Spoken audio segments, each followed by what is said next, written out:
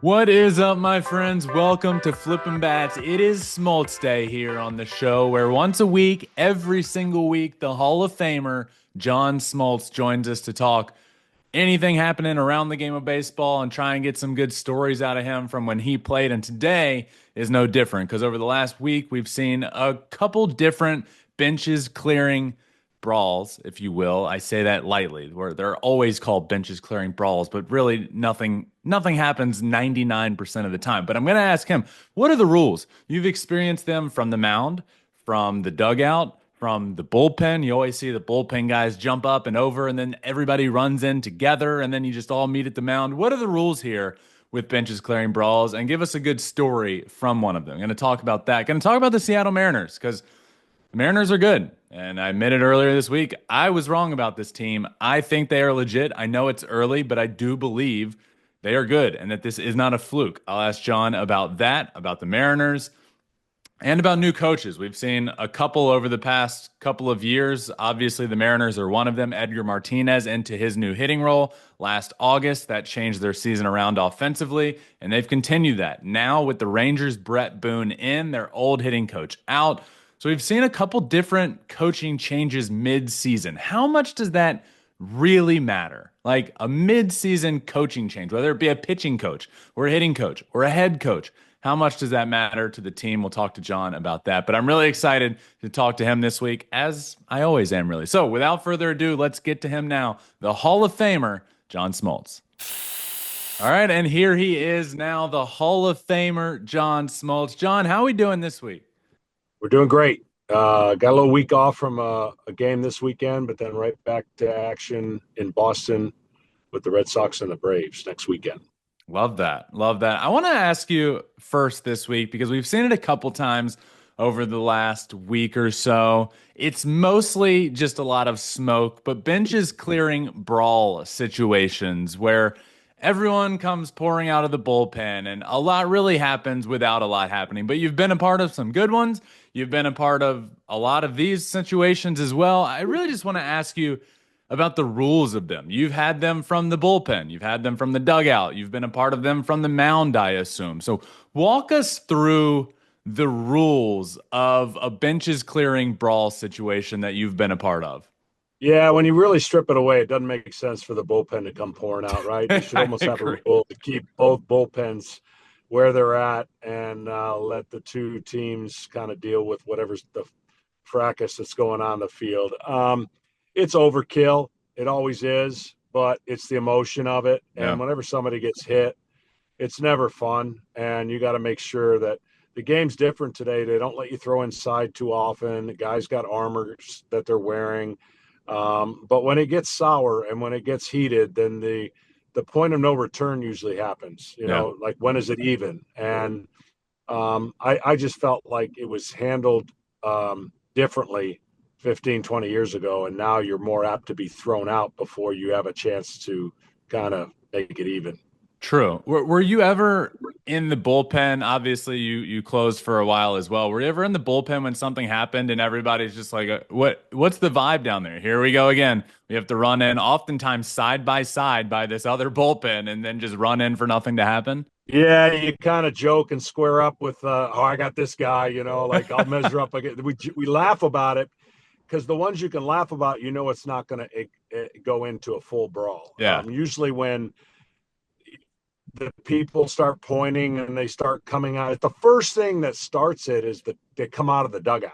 Hmm. The batter's either pointing towards the pitcher, there's yapping going on, and that's when the dugouts come in to make sure that the 9 or 8 on the field are represented by the dugout home team or visiting team that's at the plate to kind of make sure it doesn't get out of hand. And Yeah. it's always, again, it's always tilted towards the team that's on the field will have more resources early until the guys that come off the bench. I remember, so I was playing pro ball. This is probably about ten years ago at this point. But for those that don't know, kangaroo court is basically the court within the clubhouse where you keep each other accountable and fine teammates for doing things they shouldn't be doing.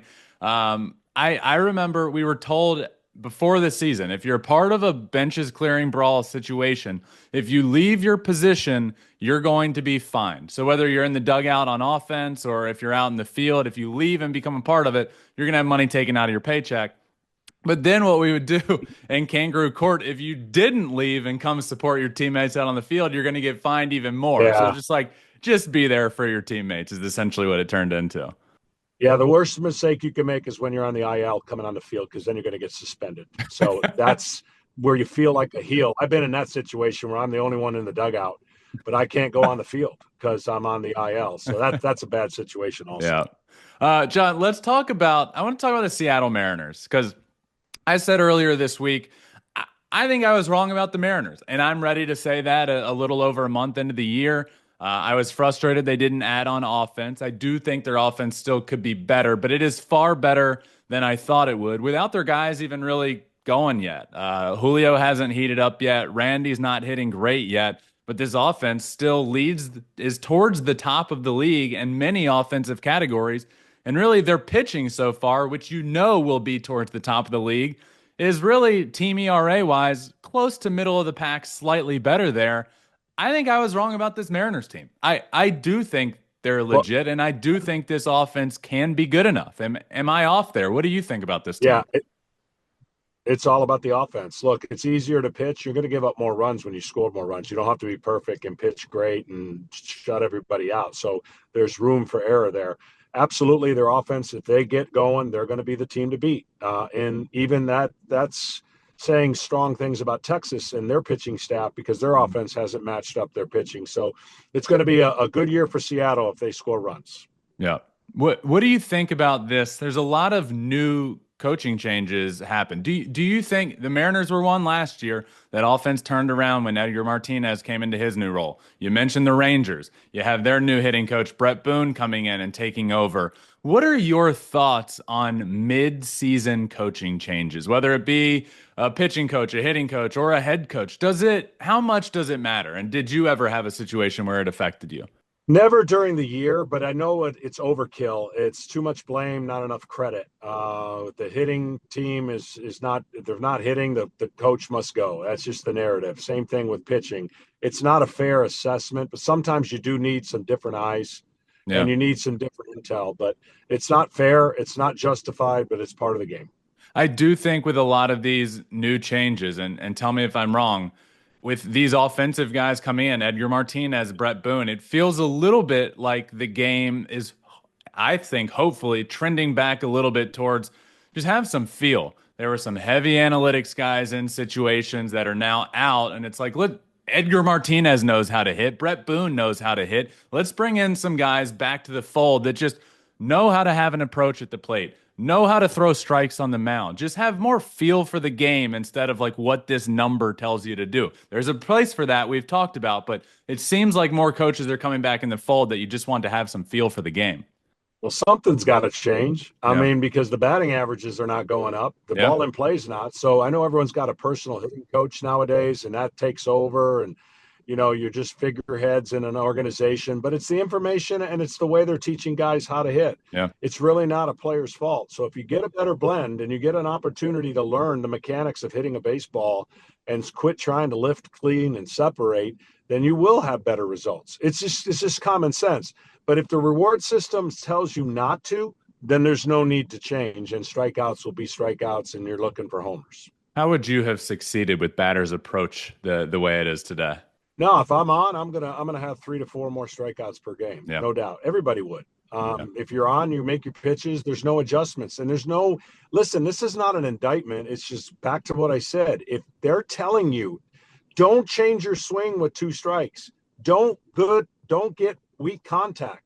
And I always say a ball in play has a chance to get to first. A ball not in play, you're never getting to Yeah. first minus a wild pitch. So yeah, I'd give up more home runs. And I would strike out more guys for sure. Back to your point about the Mariners and just putting the ball in play. Struck out almost more than anybody in the history the last couple of years. This year, middle of the pack, they're putting the ball in play. It's that simple. They're putting the ball in play and they're having more success on the field with their offense. Absolutely. It's not rocket science. It's just about what you're asking your players to do, and they're just doing what the reward system allows them to do. Yep. John, always appreciate your time, my friend. Really means a ton, and we'll do it again next week. Look forward to it. All right, just wanted to thank John Smoltz again for joining us here on Flippin' Bats. He does it every single week, no matter where he is, no matter what he's doing. And it really does mean a ton for him to take 10, 15, 20 minutes of his time and join us here on the show. It really means a ton, and love talking to him about any different situation that comes up. And I totally agree when it comes to hitting. I said it with the Mariners earlier in the week. It's not rocket science, and it's cheesy, right? Just put the ball in play and good things happen. But it's so true. And you had a team last year in the Mariners that struck out the second most as a team in the history of Major League Baseball. And this year, they're doing better offensively, and they're just putting the ball in play more, and they're having a lot of success. So there's room for all these analytics and numbers in the game. There is. I truly believe they can help players better their game, but it's not the end all be all for approach and how to pitch on the mound. At a certain point, you just got to get back to feel. And I loved having that conversation with him. So thank you all for listening. As always, it really means a lot. John Smoltz will come on again next week around this time. We'll be back again soon talking everything happening around the game. If you didn't listen to Monday's episode, go check it out. I dove all in on the Seattle Mariners. Admitted I was wrong about them. This team is legit. I do not believe it's a fluke. I know it's early, but if you haven't heard it, go listen to it. Admitted I was wrong, admitted why, talked about why they're playing so well, talked about top 3 AL and NL MVP candidates to this point. The Athletics are in my power rankings for the first time. Talked about that as well. So go check it out if you haven't. We'll be back soon with some more episodes, some more talk. And by the way, Thursday. Thursday I will be at a Sportico panel basically with Nez, who's Shohei's agent, hosting the panel with him on stage at the Intuit Dome where the Clippers play. And there's so many people speaking throughout the day. Nez is one of them, and I am the moderator for his talk. So talking to him for 25, 30 minutes on stage about Shohei and how he's invested and marketed him and all of that stuff. So I'm really pumped for that conversation. I'll talk about it next show. But until next time, my friends, that does it. Make sure you subscribe wherever you listen to your podcast, Apple, Spotify, wherever. You can also watch every episode on our YouTube channel, Flippin' Bats Pod there. Hop in the comments. I always love commenting to you guys and talking back. So subscribe, follow wherever you can. It is always really appreciated. And until next time, enjoy baseball. Enjoy the week into baseball. Find your bat and flip it. Peace.